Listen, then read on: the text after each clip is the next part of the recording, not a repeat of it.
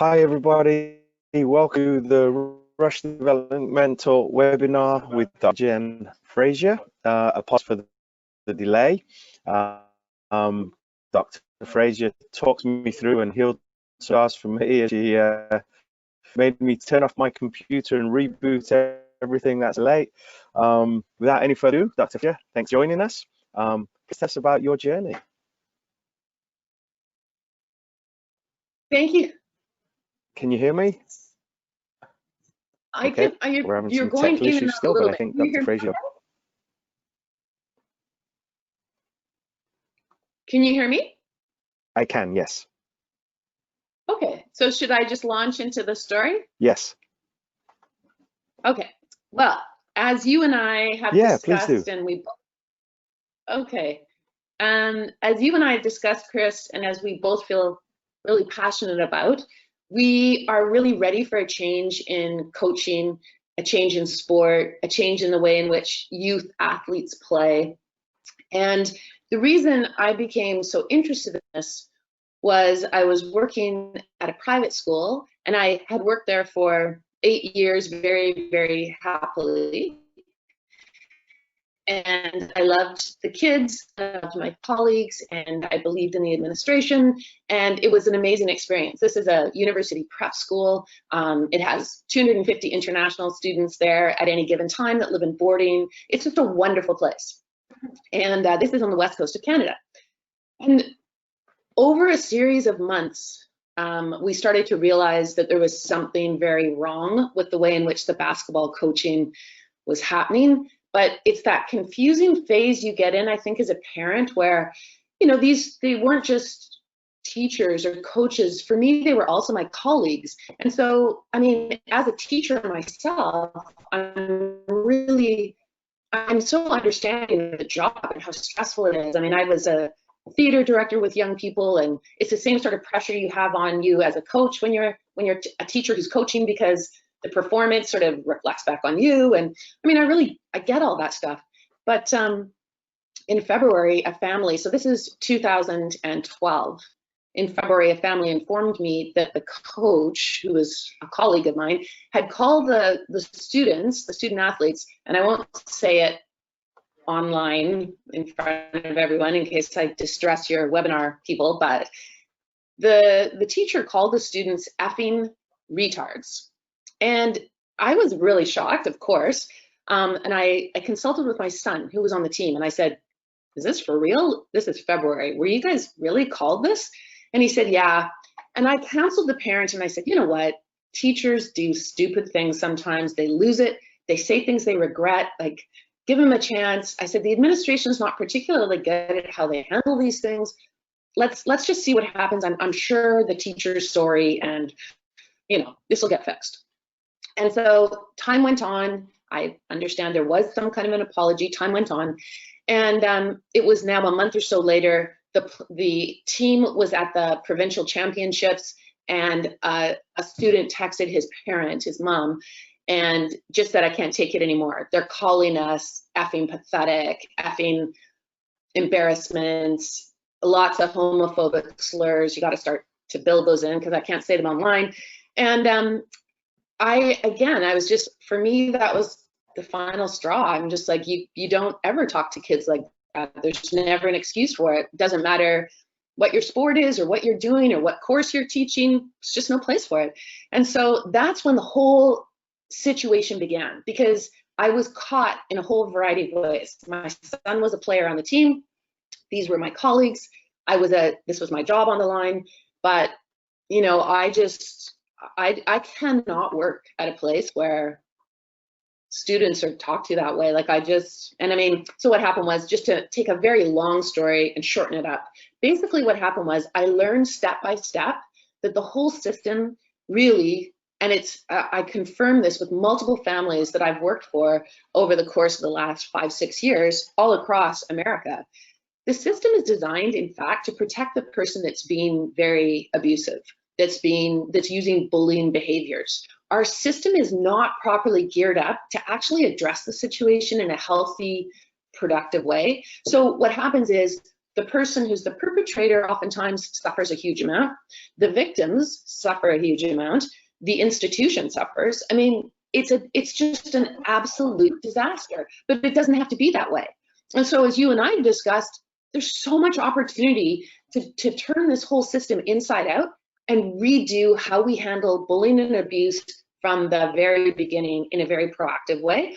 And this is why I draw on the neuroscience, because I felt like the administrators at the school, other parents, the students themselves, and the teachers really didn't understand that when you are using homophobic slurs, when you are swearing at kids, when you're using lots of fear and humiliation and ostracizing and favoritism, you actually are doing such serious damage to these young people's brains that it can't be dismissed, it can't be denied. None of those responses are acceptable. I mean, if you were taking a club and hitting these kids in the head, you'd go to jail. Well, you're doing as serious damage, the research shows, when you are using homophobic slurs, using fear, using threats, using humiliation, especially humiliation, public shaming. It does unbelievable damage to brains. So that's what I've been working on. I've been trying to say, hey, my colleagues don't know this. Coaches don't know this. I didn't know it until I started looking at what the neuroscientists are doing in their laboratories. And now that I know, I feel really strongly that we have to get this information out there, and all of us need to start talking about it. Yeah, and I think you draw on some huge things there, Dr. Fraser. Is it okay to call you Jen, or do you prefer Dr. Fraser? Please call me Jen. Okay, thanks, Jen. And I think, you know, the things that you touch upon there are so huge, right? The colleagues, your colleagues and our teaching, coaching colleagues, they don't know any different. And they're probably doing it because that's what they went through, number one. The second thing is winning masks everything. So if it's okay if people are winning, but what we don't realize is in fact the scars and the things that are going on. And when we look at teenagers in sport, there's no mistake why 75% of teenagers are dropping out of sport, number one. Number two, teenage suicides are second only cause of death to car crashes. So, you know, we have to take notice, and we have to know that our words carry weight. You know, as we were talking offline, you know, before I did the reset, we talked about, you know, children getting one childhood. And I think with your work and your research that you've done and the look into neuroscience, I think you'd be able to give the coaches on and the coaches that will watch this at a later date some foundations and some ideas of, hey, this is acceptable, this is not acceptable. And what I've always tried to say in our work is, if it's acceptable in the classroom, then it's acceptable on the field. However, there are practices going on in the classroom, right? And the teachers and the coaches are, in fact, at times the worst bullies. You know, so, but thanks for sharing your story. And, you know, I first heard this story, I think, with Johnny O'Sullivan. And you were called in, actually, right, to clean up on aisle 7, as it were, right, the situation, and look into the whole school thing. Can you let's go, let you lead us, I'll follow, take us wherever you want to go, and share with us just, you know, some of the most alarming things that you saw, right? But the picture that stayed with me is a coach or a teacher using a club to whack a child, right? Physically would go to jail for that, but you know, we do it on a daily basis, and we don't realize, you know, the damage we're doing per se.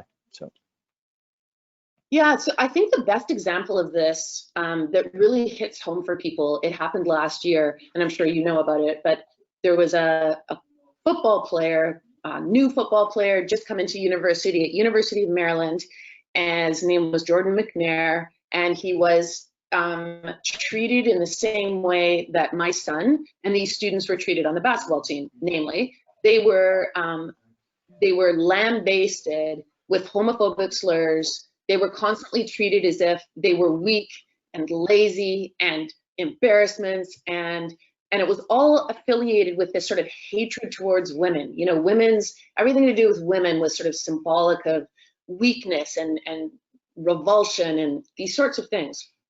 So what I really like about what you just said is, what we have to do is look at this way in which young people are treated. Then we have to take a look at what we're seeing in our youth populations.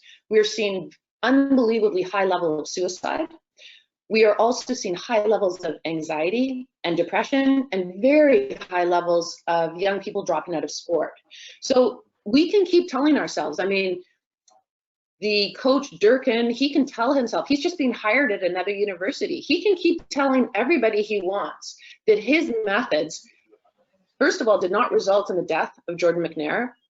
Jury's out. I mean, if you drive a young person to go against their own physical symptoms, that their body is in extreme distress, as this young man was, he was barely able to stand, and you don't get them medical help, and you treat them as if this is somehow a moral flaw, that they can't hold their body up in high levels of heat anymore. I mean, to my mind, that type of coercion, that type of humiliation is absolutely deadly. I mean, you work with young kids, I work with youth as well, and they are so susceptible to the authority in the room. They will do whatever you tell. They'll do anything to try and please you as a coach, as a parent. And so you have a massive amount of responsibility. You have a massive power imbalance. When this person has only been on the planet for 19 years, you've got a huge advantage because you've seen a lot of stuff. You've done a lot of things. You've had a huge amount of education and experience. Young people don't have that.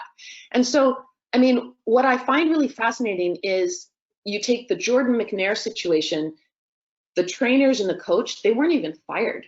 They were brought right back in as if nothing had happened. They were, can you imagine those football players face to face with these men who they witnessed drive this young man into the ground and then stood by and ignored him while he was essentially in the first stages of death?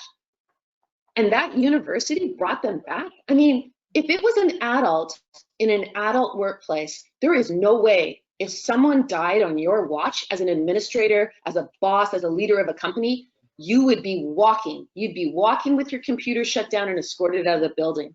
If you're a coach and you're dealing with youth, somehow you don't even lose your job when a kid dies on your watch and it's actually correlated with homophobic slurs and violent verbal language and humiliation. I just find it mind-blowing. I think some people call that character building.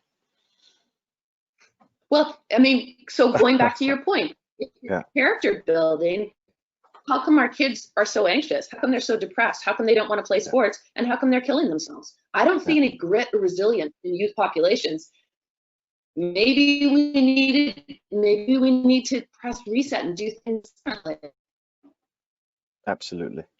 Yeah, absolutely. And I mean, I think it's so profound there, right? And the comment that I have for all the coaches on and all the people that will listen to this later is, you know, be upstanders, not bystanders. I have 3 teenage sons, and I tell them that they can respectfully challenge authority, but the key word is respectfully. And it's not in front of an audience, it's one-on-one. As at our club, we have 11 human core values. And, you know, there's joking, there's ribbing that goes on, there's banter, as some people like to call it. But I've also instructed my children to go, hey, you can call me out as your dad, but you can also call out the adults. And you can say, okay, what core value are we exemplifying right now? But don't do it in front of a crowd.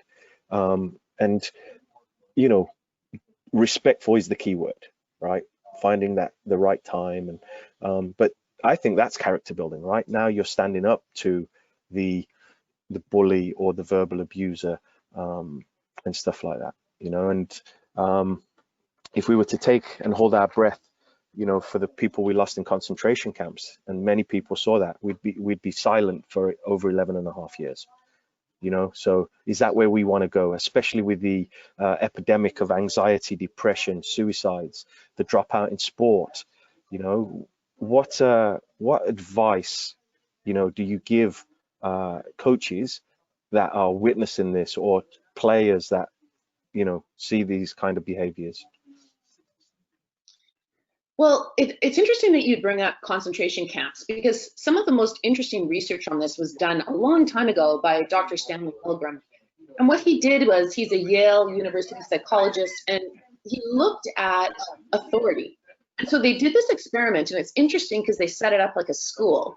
So they took regular people off the street, normal people, they brought them in, they said to them, hey, this guy with the white jacket on is an educational authority, and there is a patient in a room behind the glass that you can see, and they're hooked up to this electrical machine. So if they get that answer wrong, we're trying to test, how can we motivate them? So we want you to give them a little electric shock.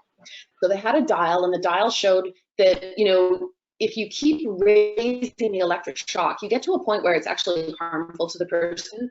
And then you get to the point on their dial where it was like life-threatening. It was so dangerous. And so the person that came off the street is given the electric dial. Dr. Stanley Milgram had actors play the people that were getting zapped with electricity. So they weren't really getting zapped with electricity, but they were actors. And they portrayed people who were getting electrocuted. And then the authority figure was also in on the research, and that would be played by Milgram or someone else. And they would keep encouraging the person on the street. They'd keep giving them directives, and they followed the same directives. You need to give them a shock. They got the answer wrong. Please give them a shock. I'm asking you as an authority, please give them a shock, this sort of thing. What they found was unbelievably high percentage of people, they don't know this authority. And Milgram was fascinated with the Holocaust. He was looking at how do normal people get coerced, get told what to do, to the point where they will murder children. They'll murder their neighbors. They will betray these people. How does that happen? And Milgram confirmed in his research, and it was replicated many times, that we as human beings, we adults will do what we're told. So imagine our kids. You've got 3 teenagers. I've got a teenager now and a 24-year-old. When they're young, when they're in those malleable adolescent years, when they're younger even, but in those teenage years, they will do anything to conform. The one thing they do not want is to have any social issues. Their brain is wired for them to socially develop themselves and have a standing in their peer group, have a standing with the adults in their world that are important. They will do anything to avoid humiliation, anything. And so, again, let's look at some of the youth behaviors that we see. We see young men, young athletes oftentimes, who are being very, very sexually violent with the young women in their world. Look at the way they might be exposed to homophobic verbal violence in sports. If they're constantly bombarded with the fact that women are sort of disgusting and pathetic and weak, and they have to show how virile and strong and amazing they are, what's the best way to do it but to get that female presence away from you, like objectify it? It's not a person, it's just a sickening thing that you don't want near you, because the powerful men in your life are gonna know that. They're gonna know that you've got this weakness. So we have to start, I think, when you say, what should we say to coaches? I think what we have to do is, all of us adults, we have to start looking at the big picture and not just repeating to ourselves the same mantra over and over again, like, I was coached this way, I was taught this way, my dad or my mom parented me this way, I'm gonna do it to my kids, I'm gonna do it to my students, and it's character building. We have to stop saying that. Mm-hmm. Yeah, so, huge there, right? So give us examples of what you found, that obviously it's a shift, right? So it's a paradigm shift. We've got the old school, we've got the new school, we've got, this is the way I was coached, this is the way I was parented, this is, but, when we look at, I'm sure your 2 children are very different, even though they've come from the same, heritage. I have 3 boys and they're all very, very different. And I think it just goes back to, we have to know who's in front of us, and we have to know, what is potentially damaging. We've got to know the difference between right and wrong. And we have to, I think Charles Handy said it once, was instead of what is needed, instead of having a curriculum, what is needed is a curriculum for every child per se, right? So knowing who needs the arm around the shoulder, who needs those, but at the end of the day, I don't think anybody really enjoys being yelled at, or grabbed by the face, Max. Oh, hey, Fraser, you're just not getting the numbers in today. Well, you know what I mean? What are your thoughts?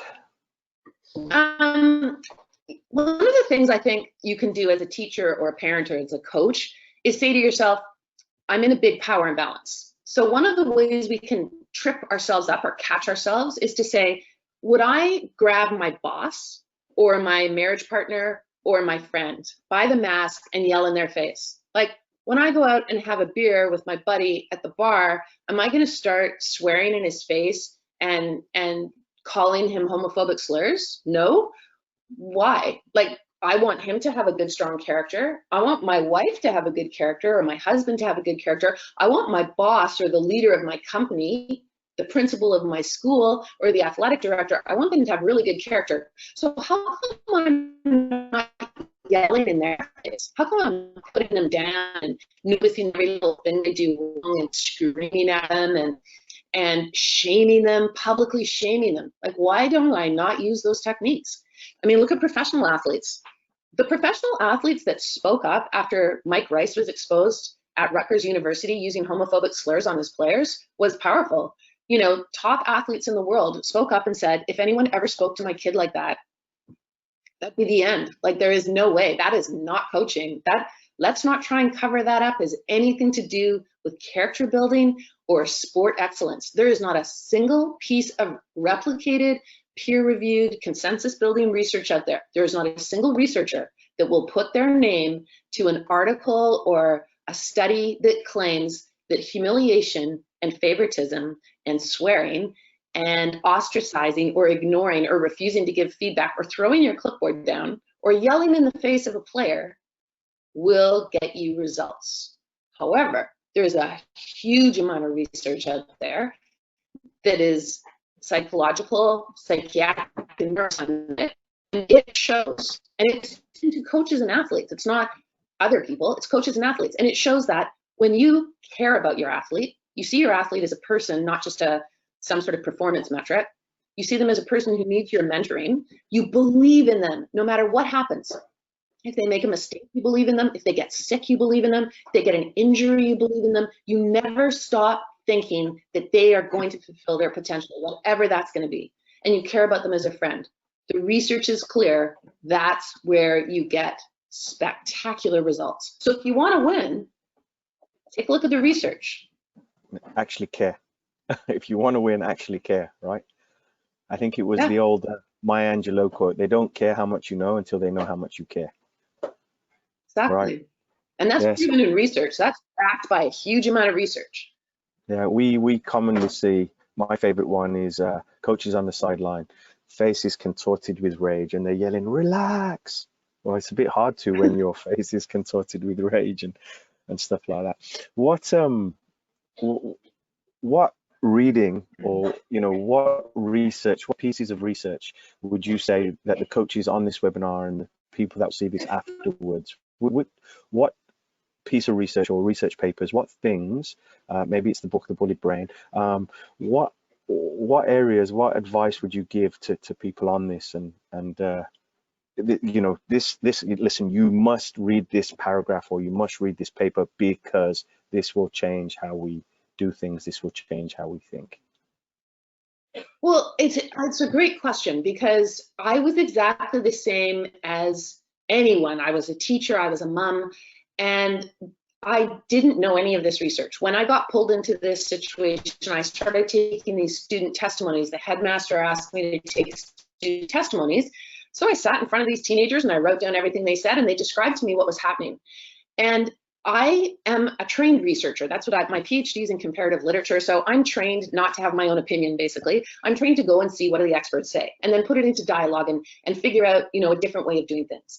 So when I was listening to these students, I was so appalled by what they were telling me, but I didn't really know if it was serious or not. I was like, the headmaster is not taking it very seriously. He hasn't even suspended these people, the athletic director who was a woman and these 3 male coaches. Maybe it's not that serious. Maybe I'm blowing things out of proportion. Maybe I'm biased because my kid is one of the victims. So I went and looked at the research.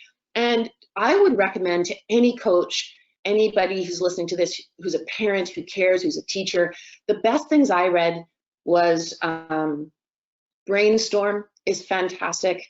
That's Daniel Siegel's work. I highly recommend Age of Opportunity. That's Dr. Lawrence Steinberg's work. The Teenage Brain by neuroscientist Frances Jensen fantastic book. If you're interested in the research and you really want to be sort of figure out, is my method, I mean, I was raised this way and I'm a successful person. I became a great athlete. Is this method going to be good with my kids? And you want to weigh it against the research, I would recommend those books. If you want to know more about really the system and how the system works, and then you want to see that put in the context of how out to lunch it is in contrast to the research, that's what my first book was about, Teaching Bullies. And I called it Teaching Bullies because I really wanted to look at the fact that it's the same thing as the coach on the sidelines yelling, relax. That coach means well, but the coach can't see that he himself is causing the stress. And that's the really hard thing with abuse and bullying. It is a system and it's a cycle. So if you've been badly bullied or abused yourself by an adult authority, a parent or a teacher or a university prof or your coach, chances are really good that you have normalized it. And in fact, when psychologists look at attachment fragmentation, which means you actually sever your ties, your natural, healthy, empathic ties with other human beings, and you start to affiliate yourself with a team or an institution, if it's your school. When you have attachment fragmentation, you actually come to believe that the abuse that was done to you was the making of you. It's what made you strong. It's what gave you grit. It's what gave you character. So you want to pass it on. You're not doing it out of some sort of negative, hurtful drive. I mean, people don't want to do that to their kids or their students. But psychologically, what's happened is, I mean, again, I hope this isn't too much psychology, but if we align it, I'll find that this makes sense to people. Essentially, what we're dealing with is identification with the aggressor. So by the time you're an athlete who's been brutally abused and you believe it's the making of you, when you become a coach, you then are aligning yourself with the aggressor and you mimic how you were coached. And so you humiliate and you ostracize and you believe every step of the way that it's going to help the athlete become the best they can be. It's just that that's not how it works. Yeah, and I think, you know, when we go that route, they do it in spite of you, not because of you. You know what I mean? And then the teenage numbers and all the things that you mentioned earlier. We've had our first couple of questions come in, Jen, and this one is from my very dear friend Matt Saul, and we were just talking about the structure of school yesterday and how industrial it was. And Matt's question is what is the impact of terminology coaches use with players? Even with the best of intentions, does sentence structure matter? It's an interesting question, because one of the things I found was I received a lot of backlash for standing up for the students. So I resigned in protest from my job. I have a lot of colleagues who think I did a bad thing. I never should have reported, these sorts of things. And as soon as I tell people what was actually being said to the students, those sentences, you know, effing insert female genitalia, effing retards, effing pathetic, effing soft. When I use that language, so it's not really sentence structure, it's just the words themselves, then people go, oh, and they take a step back, because I think we can all agree, regardless of what we think is going to be effective coaching or not, I think we can all agree that using those types of phrases with anybody, let alone young people you have power over, is beyond the pale destructive. It doesn't produce anything healthy or strong or proud. And if you're not feeling healthy, strong, and proud, you're probably not playing your best as an athlete. In terms of sentence structure, I mean, I think, well, it's a really interesting question, because so I wrote an article about working out myself with a personal trainer. I had juvenile rheumatoid arthritis as a child, so I never played sports. I wasn't allowed. So I'm not that kind of an athlete, but I'm a runner and I do yoga and I've always done sort of independent things like that. So I said to myself, this is it. I'm going to work out with a personal trainer. And I found it really, really hard. And so, you know, using the machines, very foreign to me, using muscles that I'd never used before, being in a public place and looking like a loser, like I just found it so tough. And then here you've got this personal trainer who's watching every single thing you do. And whenever I was struggling, he would say to me, come on, I know you can do it. He'd say, get your shoulders back. I believe it. I know you can do this. You know, hold your head high, kind of stuff like that.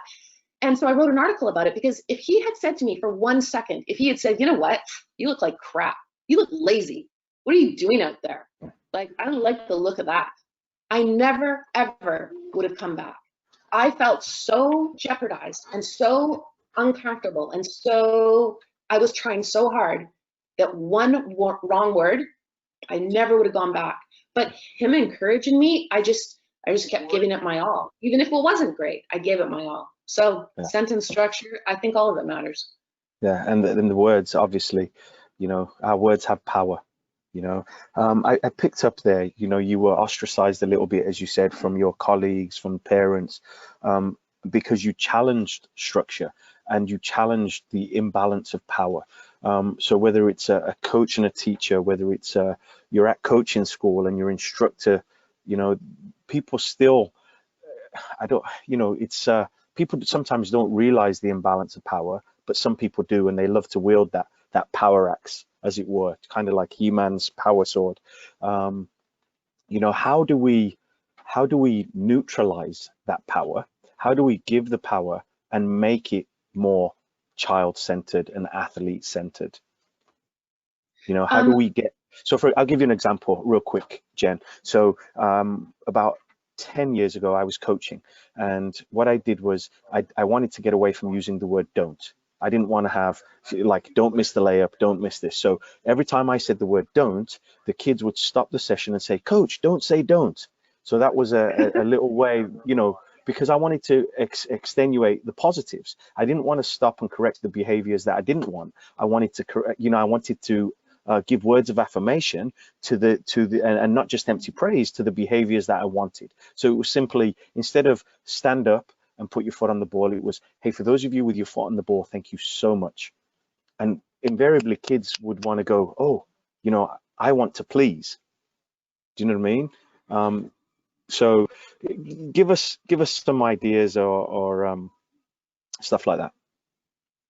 I think you just brilliantly answered your own question, because what I was going to say is, if you want athlete buy-in and if you want to dismantle power, then you need to talk to your athletes, and your athletes need to have absolute trust with you that whatever they say, however they feel, whatever they think you might be doing wrong, you're going to hear them and you're going to try and be better. And what's really interesting is that's the antithesis of bullying.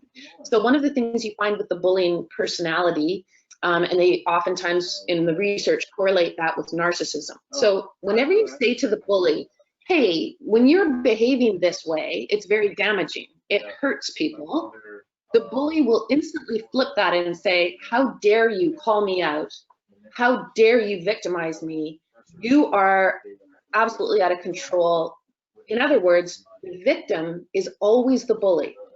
The narcissist can only hear that they are exceptional, that they are wonderful, that they need to be praised at all time and flattered even. They can never hear criticism, and they are the last person. They are unable to say, hey, you made a good point there, and I did something wrong, and I'm really sorry. I guess I hurt you, and I didn't even mean to, and I'm so sorry. Those are not the words you will ever hear from an abusive or bullying individual. They sbelieve, and they surround themselves with a coterie of people that believe that they are perfect. So I mean, you look at Sandusky in prison, you look at Cosby, their wives will still defend them to the ends of the earth. Oh no, nothing ever happened, they never did anything wrong, they never hurt anybody. That's their wives, let alone them. That's a narcissistic thing. What you're doing is saying, I don't have to have the power, I want this to be an amazing relationship situation. I want you guys to make me be the best coach I can be, and I'm human, so I'm going to make mistakes. And I want you to be the best. So if I don't know you, if you can't speak up to me, if you can't come to practice and say, I don't feel well, then there's no relationship. Yeah, huge. And I think that's huge, right? The relationship and the trust, which is huge. We've just had our second question come in, and this is from a lady called Debbie Scholes. She's a retired teacher, taught PE for many years, and she's done a little bit of studying of the brain. And her question is this. It says, what part of the brain is affected the most if bullied as a toddler by parents, and how does it affect future learning? Well, so as I was saying before, when I started to take these student testimonies and started to get really worried about what I was hearing, and I went and looked at the research, the thing that upset me and frightened me the most as a teacher and as a parent was that when you bully and abuse a child, it does damage to all kinds of parts of the brain. It hurts the hippocampus. It demyelinates the brain. So our neural networks are covered in this kind of fatty insulation, and that's what makes us be able to think very quickly and execute athletic moves very quickly. We want to have highly myelinated neural networks. Well, bullying and abuse erodes those. It hurts the corpus callosum, which is the connector between the right hemisphere and the left hemisphere of the brain. It can kill neurons. It kills brain cells, and it can stop the growth of new brain cells. Like, it's unbelievable what bullying and abuse do to brains. And what the researchers have found out that is really interesting to me is what's happening is, as you all know, we're programmed to fight, to flight, or to freeze in the face of threats. In the face of threat, danger, violence of any kind, threat to social standing, humiliation, shame, all of these types of things are very threatening to us, especially when we're teenagers. Teenagers have a heightened sensitivity to all that stuff, and it's because of the way in which their brain is developing. And that's up until the age of 24. So people who coach university athletes need to know this information. So up until the age of 24, our brains are more neuroplastic. They have more neuroplasticity than older and more mature brains. And so they're susceptible to environment. They're susceptible to how they're treated in a really heightened way. So the damage can be that much more severe. So what I discovered, and this is why I've been on this quest to do as many talks, as many interviews, write as many articles, write another new book on the subject, is because in answer to your question, what I found out was bullying and abuse do rampant damage all over the brain, and it's because of the cortisol. Cortisol is a stress hormone. It's great if you want to run away from a saber-toothed tiger, but if it's constantly pumping up into your brain because you go to practice 6 days a week and your coaches treat you like you're some sort of a pathetic, disgusting, inhuman kind of person, that you're getting 6 days a week of damage done to your brain. It's like getting a repeated concussion. It's so bad. Yeah, so I just wrote down there, actually, there's so much work now being done with concussion awareness, concussions, but that's something we're not doing, the verbal concussions, right? The verbal concussion of what we're doing, which is huge. And I think, teachers, parents, coaches, everybody,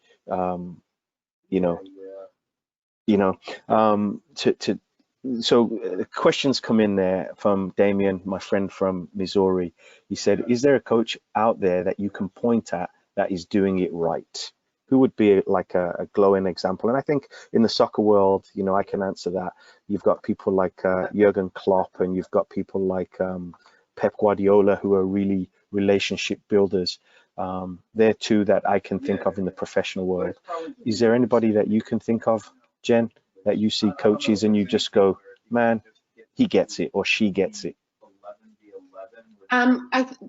Two of the ones that I use in my own work, or I point to because they're well known, and they correlate the research because they won at a very, very high level, is John Wooden, who, like me, is a literature teacher. He originally was teaching fiction, and parents will say, what's the best way that I can help my child develop strong empathy, and really be able to get into the mindset of other people and understand what they're thinking and feeling? Well, one of the best ways to do that is with literature. Great literature draws you into the mindset of other people. So John Wooden, basketball coach, used that same technique with each player.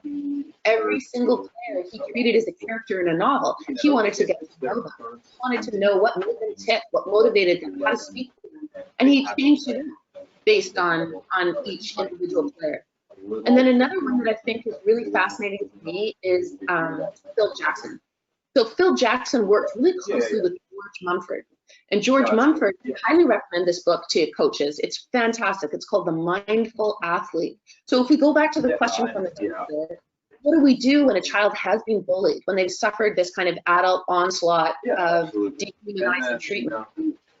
One of the healthiest ways you can repair the brain, and the brain really repairs, it heals. It's not not as damage is done. Not at all. The brain is so powerful in terms of how it can think. One of the best ways is fitness. We want all our kids to stay in sports because, and again, I recommend the book more, Dr. John Rady. Exercise is one, and especially aerobic exercise, and especially sport, because it makes you think and move at the same time. It's a miracle drug for brains. The other one is mindfulness. So George Mumford taught mindfulness to Phil Jackson's players. So he taught mindfulness to Michael Jordan, and Michael Jordan used that getting into the flow when he played, and he played in an altered state. And that's all about mindfulness. And I mean, coaches can train themselves to be mindful and be more mindful with their players, just like you were like, hey, I'm noticing that I don't like some of the way in which I'm acting. I'm going to change that. I'm going to be mindful about using the word don't. And you switched it up. Yeah, and just to build off that, obviously Steve Kerr is a coach that's under those, played for Phil Jackson. But the other thing, to coaches, we perceive ourselves as one way. So there's work done by Chris Cushion. So if I perceive myself to be a technical skills coach, but I don't have that technical eye, if I perceive myself to be a coach that asks questions, but then gives players the answers, best thing we can do as coaches, Damien, and everybody listening, is put a video on, record, video yourself coaching, video or record yourself on your iPhone as you're talking, and then think about the interventions we have and think about, was that needed? Was it accurate? Was it kind? But much of coaching is always pointing out what went wrong. And I think we need to be the opposite, not just give kids empty praise and make them praise junkies, but find ways to give words of affirmation. So instead of saying great pass, it might be, hey, the vision you displayed to make that pass was fantastic. And just look at different ways where we can, number one, reflect. Reflect, and then number two is record yourself, and the camera never lies. It's for people that okay. So I just want to say something about that. That's really interesting to me, because when the Toronto Star, so that's a national newspaper, and W5, which is a TV station, what they did was they looked at the coaching crisis at this school, at St. Michael's University School. And this is where the kids, I had master asked me to take the testimonies, I took the testimonies. It became this huge story because eventually I had legal duty to report as a teacher, and I realized the headmaster, the chaplain at the school, the athletic director, who herself had reports of abusive conduct, I realized they're not going to do their duty to report. And when that happens, when the administrators aren't doing it, it falls to the teacher. The teacher has to go to the teacher regulation branch by law and report the abuse, even if we hear this information indirectly. So what happened was Toronto Star and W5, they did a national story on this, a huge story on this. I mean, it was on the front page of the newspaper, and then when you opened up the newspaper, it was this entire page and this entire page. That's how big it was. And it wasn't big just because of the school covering up what was happening and actually re-victimizing the students and doing that type of typical behavior on the part of a school. It wasn't that. It was that the commissioner for teacher regulation swept the whole thing under the carpet. He wrote these reports that are full of all this manipulation, all these like literally legal manipulations, and they were all locked down. No one was allowed to see them. This is why it was a national story. But what they did was they filmed the coach. So what's interesting to me is that coach who had himself, he was one of 4 coaches, but one coach was filmed. And people normalize this type of behavior. I think it would be an interesting exercise for the coaches listening to this. Go and look at the Toronto Star story. It's called Teachers Bullying. No, it's called something like Teachers Bullying Athletes. Oh, we'll get the link. I'm sorry, I don't remember the exact title. No problem. But it's got a video of the coach, and I'd be really interested for I'd even love to do a follow-up on this. I'd love you to go and look at the coach, look at how he's treating the players, look how he's acting on the sidelines, and then, you don't get to hear the words, but you hear the words reported by the students of how he actually speaks to them. It was normalized. You look at Mike Rice. Mike Rice, the abuse he was doing was out in public. It was normalized by his culture. And then all of a sudden when ESPN did the practice one, so behind the closed doors is always the more intense version. The public version of coaching abuse is a little bit toned down. You can't quite hear the words. It's when you can hear the homophobic slurs matched up with the very violent physical, verbal display put on by the coach. But, you know, on one level, I feel sorry for Mike Rice. I mean, he was doing it in public. He was grabbing his players by the face, just like my son was being grabbed. He was yelling in their face. Nobody was doing anything. They acted like it was the most normal behavior in the world. Just like Durkin at University of Maryland. He's just being hired. Nobody cares that Jordan Mcnair died on his watch with a huge amount of documentation normalized in our culture. So coaches might not even see that this is actually harmful behavior, and it's not their fault. Normalized. Yeah, and you know, like I said earlier, we as a club have our 11 human core values, and I think the most difficult thing as a coach is to live those core values, you know, and exemplify them, you know. Yeah. So it's hard as a teacher. I mean, it's hard as a parent. I'm sure I've certainly had moments as a parent. I love my kids more than life itself. I would stand in front of a train for my kids, and if that was going to save them. But that doesn't make me a perfect parent. I have yelled. I have said things I regret. I have behaved in ways that I'm embarrassed to even remember. And I've had to go to my kid and say, I was such a jerk. I am so sorry. I have a lot of stress going on. This is why I acted that way, and it has nothing to do with you. And I was really being a lousy parent, and I'm really, really sorry. I've had to do that as a teacher before too. I've apologized to kids if I lost my temper. Kids used to go after me for rolling my eyes. And it's not until I was reading the research that I read that rolling your eyes is totally rude and dismissive. And here I was, I thought I was so funny. No, but I mean, the difference between the bullying individual and the normal individual who actually doesn't have that unhealthy training from the past is you can see yourself much more clearly, and you can say you're sorry and you want to fix it. Yeah. So we had a situation just yesterday. It was a 7-year-old boy who came to the wrong training time, and he was training with a couple of kids a couple of years older. And he came to the end of the session, and he came over to me to ask me, can I come to? And I didn't let him finish, and I felt terrible. And he stormed off, you know, being 7, right? And I thought it took a lot of courage for that kid. So I went outside, I found him, he was hiding behind a pillar, his dad was there. And I said, you know what, I need to start by apologizing to you because I didn't let you finish. So how about you share with me what you wanted to share when I rudely interrupted? But before you do that, I need to know, do you accept my apology? And he's like, yes, coach, I do. And I said, I'm so sorry. And I said his name.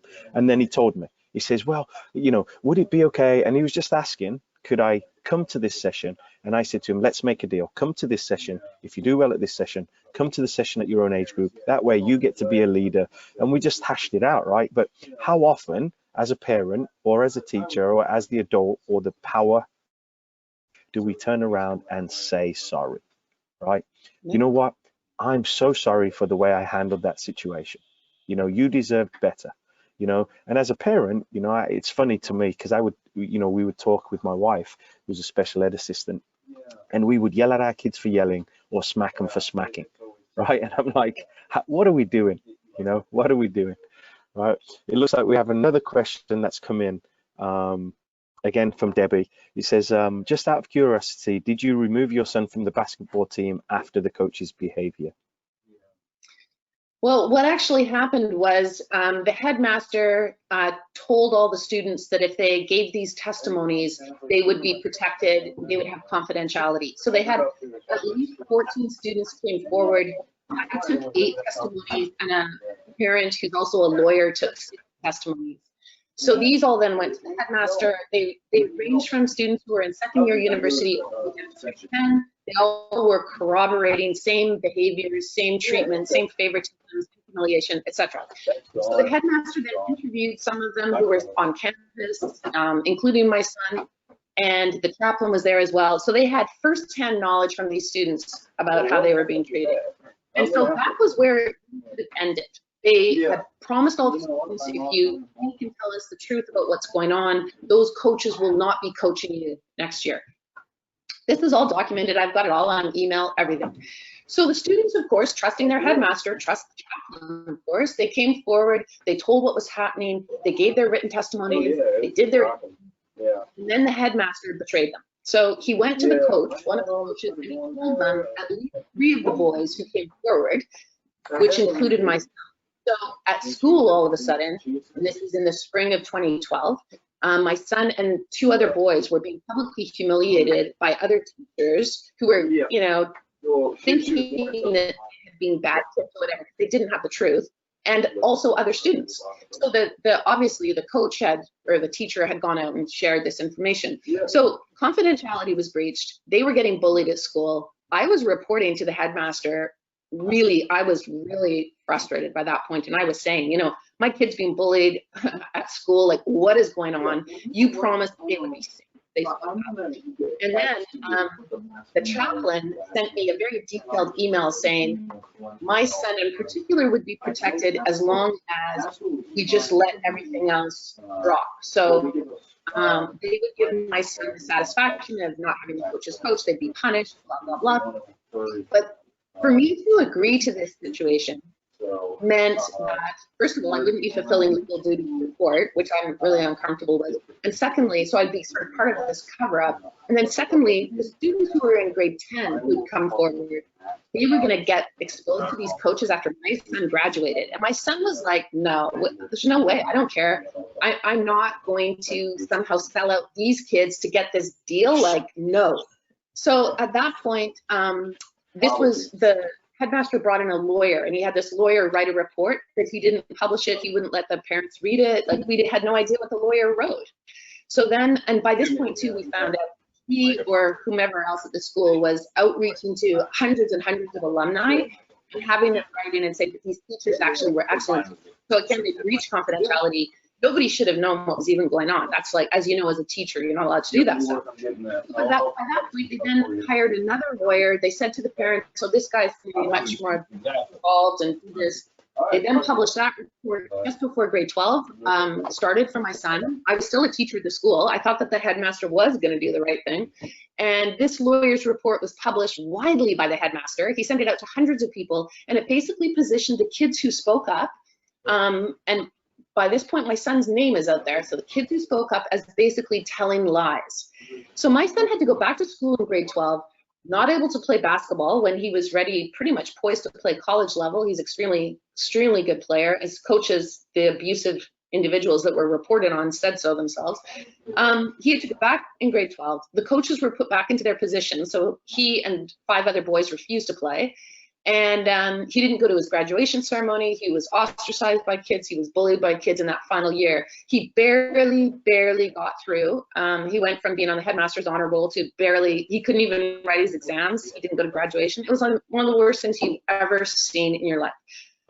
However, and at that point, I resigned in protest at the end of that year, but I didn't resign because I needed to be there for the kids that were just being so mistreated by the school. And my son has now graduated from university. He works in the film industry. He's healthy, well. He's very clear on what was done to him and the other kids. He spoke up to national news when most of the kids didn't have the courage to do that, or they were too afraid. And you know, it's been a long journey, but he's strong and he stood up for the right thing, and he's learned a lot about himself, and he's learned that most people aren't going to ever be upstanders. They can't. They're too afraid. They want to be aligned with power. They aren't going to tell the truth. And I mean, those are tough lessons. But talk about character building. That's character building. Yeah, absolutely. What a story, and congrats to your son, you know, and to you, right? And your parental unit and the support system that it took to, you know, basically rebuild a human, right? Which is unreal. So this is one of the final questions we have, and this is from Nikolai, my friend from Pennsylvania. He said, what about the way players are treated by other players in games? How do you recommend you support your players and refocus them when they have been shamed or bullied in the middle of the game and your player is starting to give up? Well, obviously it's kind of tough in the middle of a game. I think that what you're going to have to do with situations like that is really use practice time, I guess, to build the type of relationships between your players so that that would never happen. I mean, in a perfect world, that's what you'd want to do, obviously. But if it actually unfolded in a game, if I was coaching, I would, regardless of the situation, I'd call a timeout and I'd bring my team together and I would make it very clear that the team lives and dies as a team. And the only way that you're going to even coach or allow them to play is as a team. And you're going to call the game right there in that moment if you see any further behavior. All bullying behaviors are unacceptable among players, including things like blaming. You know, a player should never blame another player for missing a shot or whatever. I mean, or being a goalie and letting in a goal. I mean, that's just, you know, that's bullying behavior. There's no place for shaming, blaming, swearing, ostracizing, none of that stuff. So yeah, it's a tough one for coaches. I mean, in the long run, though, of course, we have to ask ourselves, is winning that particular game as important as giving the kids a life lesson about who you are, what you want to see, who they can be, because you believe that actually they can be so much better than bullying. Yeah, absolutely. And Nikolai's follow-up question is, what if it's somebody else on the other team? How do you handle that? If it's somebody else, if it's an opponent bullying one of your players. I think you do the same thing, but faster. I think you call the game.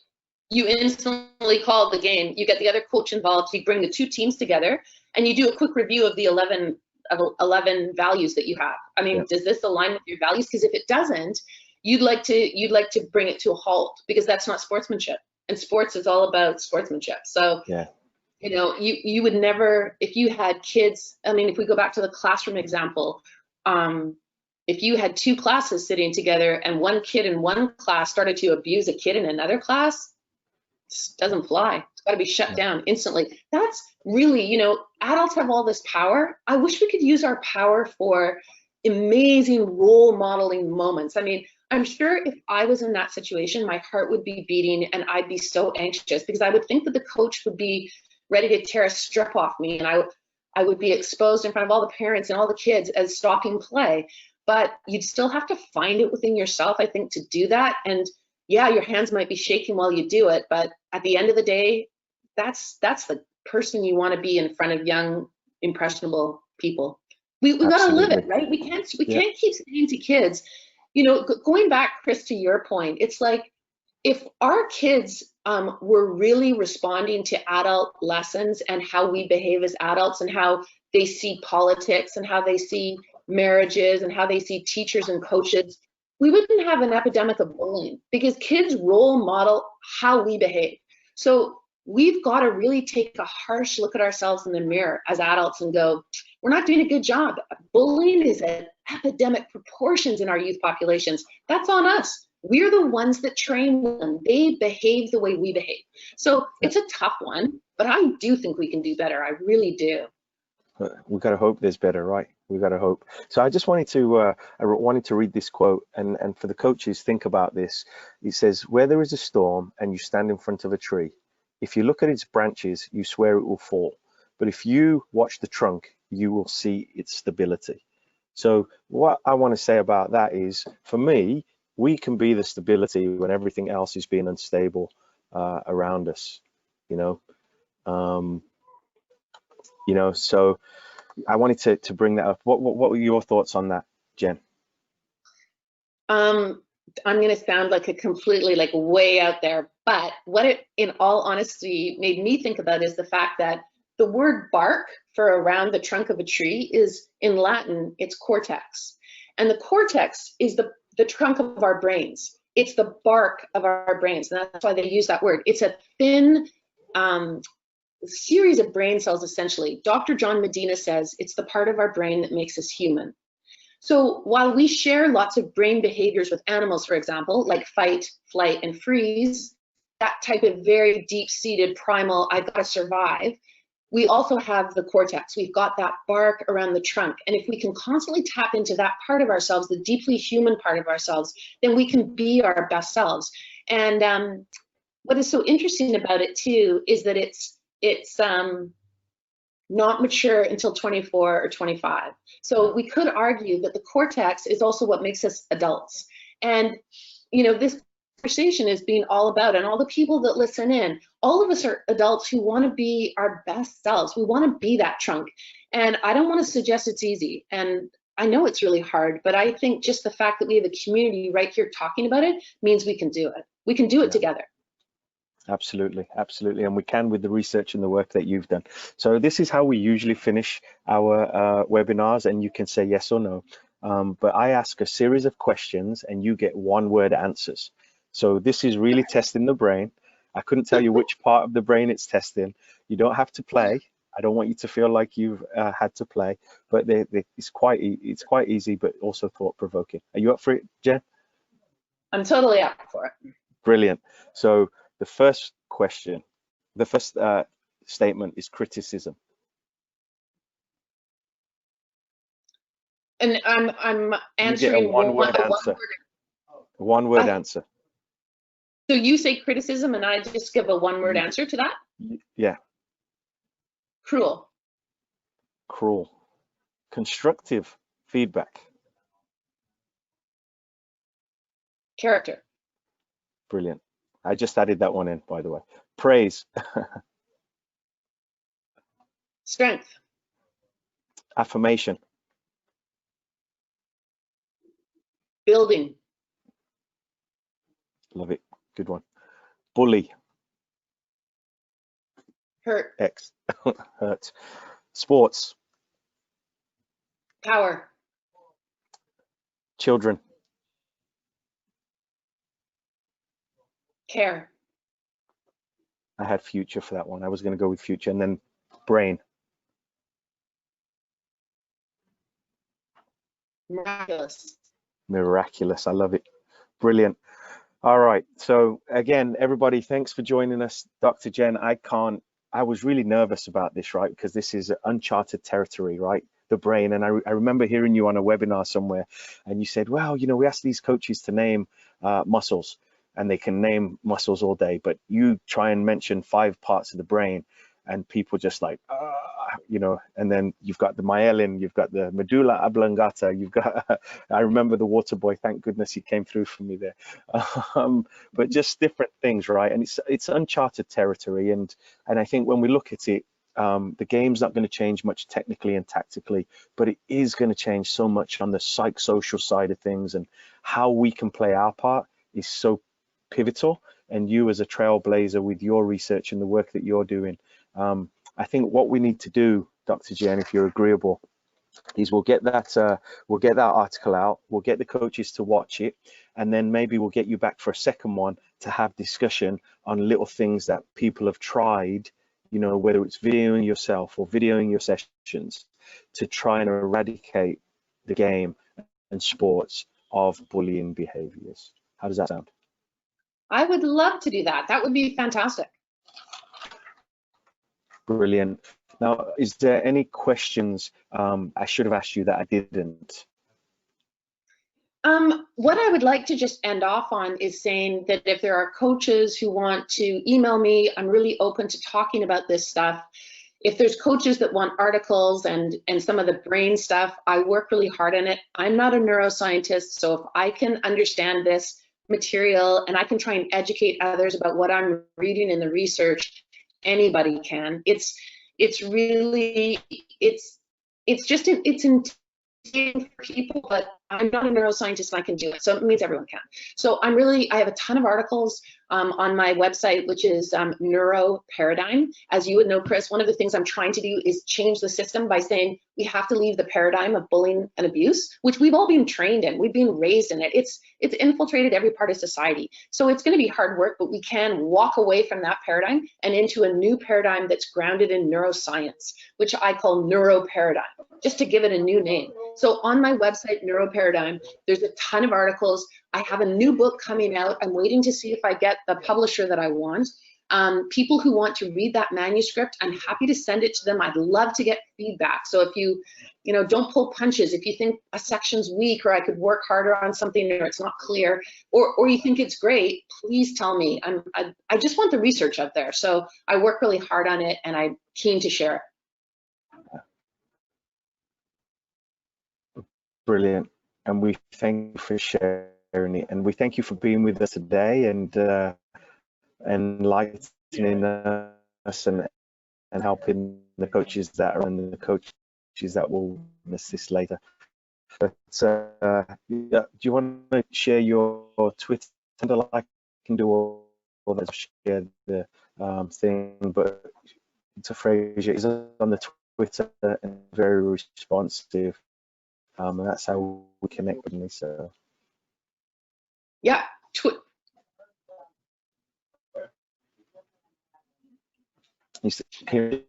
Jen? No, I'm the Jen, can you? Okay, everybody, just want to say thanks to Fred for joining us. Brilliant. Oh, she can hear me. Yes, brilliant. Do you want to share your Twitter? I